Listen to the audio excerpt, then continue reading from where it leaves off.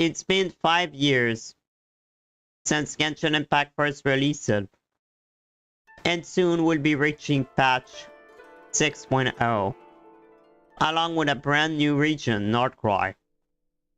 Since launch, the game has delivered a ton of lore, through main quests, side quests, limited time event, and even the many books scattered across the world. Recently, we got one of the biggest lore drops yet, in the video God's Limit, which revealed some truly massive truth. But with so much information spread across different content, some of it's permanently missing. It can get really confusing, even for long-time players. And for those who don't play the game but are curious about the stories, it's even harder to follow. That's why I decided to start a new Genshin Impact lore series, called Chronicles of Teyvat, where I guide you through everything we know about the world of Teyvat. Hello everyone, I'm Panagon Vanemar, and in this very first episode, I'll take you back to a time long before the Archon, before Vision, and even before humanity itself. A time when gods weren't the ruler of Teyvat, but the dragon were.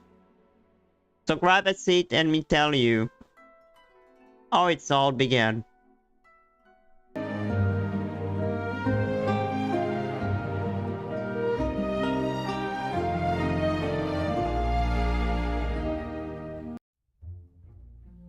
Long ago, in the vast cosmos, a world called Teyvat was born. This world was first ruled not by gods or humans, but by dragons and Vishap elemental being from the light realm, also known as the Vishap realm. Among them rose a mighty dragon named Nibelung, who became king of his kind. To govern the world, he chose the 7 strongest dragons and bestowed upon them the 7 elemental authorities: Pyro, Creo, Dendro, Hydro, Electro, Geo, and Anemo. These dragons became known as the 7 Sovereign, each ruling over lands attuned to their element. Only 3 of these sovereigns are currently known. Apep, the Dendro dragon sovereign, ruled Sumeru. She nurtured ancient beings known as Dendro Lifeform. The Hydro sovereign resided in Fontaine, a vast primordial sea from which most life on Teyvat originated. Known as the original god of life, he ruled over the sacred sea. Xeol Cult, born from the primal flame, became the Pyro Dragon Sovereign. From this same flame, he created his younger brother Kukulkan and built the sacred city of Tolan, deep within Natlan volcano. For centuries, Dragon and Vishap lived in harmony, until the arrival of a mysterious being that changed everything. One day, a celestial Voyager descended upon Teyvat. She was a scribe, a being whose mind traveled the stars, while her immortal body slumbered in a distant celestial construct. Thus she witnesses the rise and fall of countless civilizations. She never interfered until she met Nibelung. She told him that among all the people she had observed, the dragon shone the brightest. With a sense of sorrow, she warned Nibelung that Teyvat will one day fall, and invited him to join her journey beyond the star. But Nibelung refused, vowing to forge a new path for his people. Inspired, he led the dragons to develop advanced spacefaring technology. In the sky above Natlan, he constructed a floating city and a cosmic elevator-like structure linked to a satellite called Tonatiuh. This marked the birth of secret source technology, embodied by the three Moon Sisters, Arya, Sonnet, and Canon. Nibelung was ready to impress the Voyager upon her return, but the end she foretold had already begun.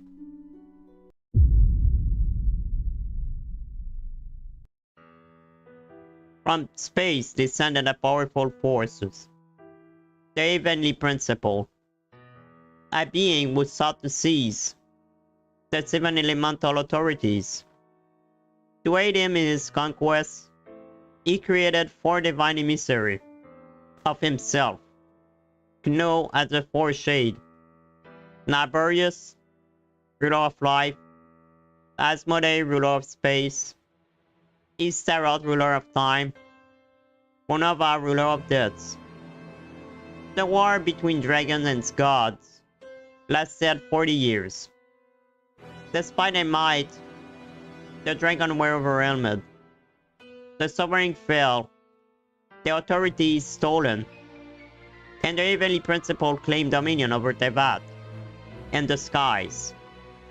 The dragons fled to the ocean and fell into deep slumber.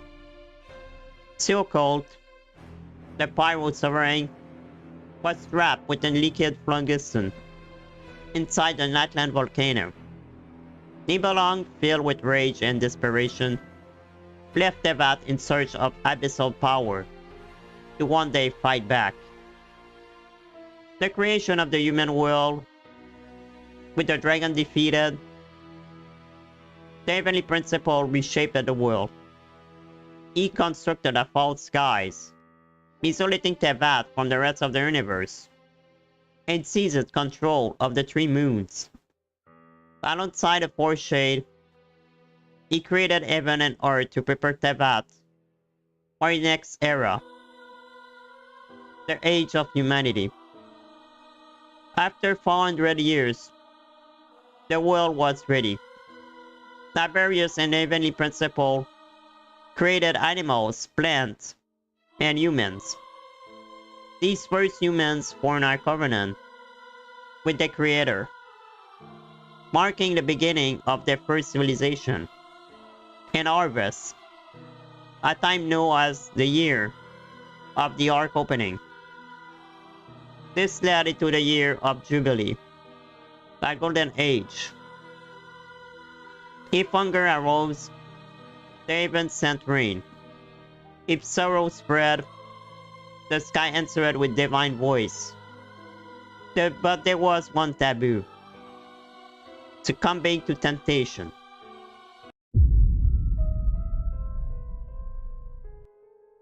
Humans could communicate directly with Celestia, a floating island ruled by the Heavenly Principle and the Four Shades. Only mortals who achieve heroic deeds could ascend and become gods, watching over the world from above. Yet the prosperity granted by Celestia was cyclical. Each civilization will thrive, decline, and be erased, only to begin anew. Those who questioned this fate were met with silence. To seek answer, humanity sent chief priests, wearing crowns made by immortal branches, into the deep of the world. While Lightman, the immortal tree, connected to Teyvat ley lines, recorded all life and memories. Those attuned to it could access or even erase memories from existence. Without doing so required power equal to a god. Only the Heavenly Principle, a being from beyond Teyvat, could not be erased. He tasked two angels with guarding the human soul and the ley line. From birth, the angels were commanded to love all life and guide humanity. They taught languages, nature, and prophecy to help mortals oracle to understand the future. Angels could even glimpse centuries and even thousands of years into the future. Unfortunately, not even they saw what was coming.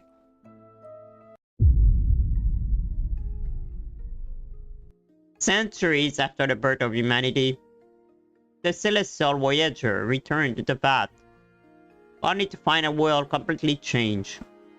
Nibelung was nowhere to be found. The heavenly principle now reigned over the sky and earth. To avoid their gaze, the Voyager cast her consciousness into the body of a young boy living in the Golden City. There, the boy quietly listened to the debate of scholar and priests, who argued over how to appease the angel wrath. It seemed humanity has incurred divine anger by questioning the limit of knowledge itself. Eventually, the boy, guided by the Voyager will, snuck into the priest's chamber and challenged their doctrine. He exposed the contradiction in their definition of sin. The chief priest, unable to respond, told him that if he sought true answer, he must descend and plead his case to the first angel beneath the immortal tree. The Voyager accepted this challenge and decided into the deep of the world to meet the first angel. There, he revealed the forbidden truth of Teyvat, origin, and shared his own identity as a Voyager from the star. Moved by his word, the first angel crown shattered. For the first time, she experienced true freedom. She confessed her own dream, a world where nations could live without fear, where gods and mortals could exist, and Celestia will no longer rule with tyranny. Both of them fell in love, and the angel revealed the secret of creation. And the youth swore an oath to stand by her side in rebellion. Their love and their defiance was witnessed by the three Moon Sisters from the Lunar Palace, Arya, Sonnen, and Canon. Their union wasn't just romantic. It was also a declaration of war, with support from the Frost Moon Scion and those who worshipped the Moon Sisters. They created the Snowland Fae, an island nation built upon the bones of a colossal beast.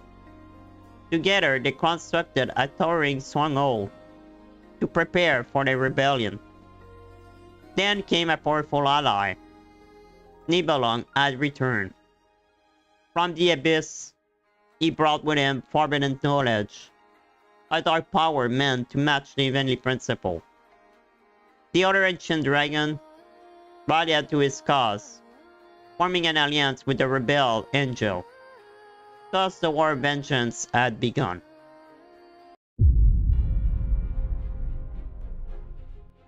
The war between dragons, angel, and the heavenly principle tore Teyvat apart.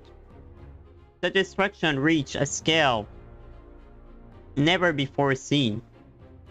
The once great civilization of Ankomia collapsed into the abyss.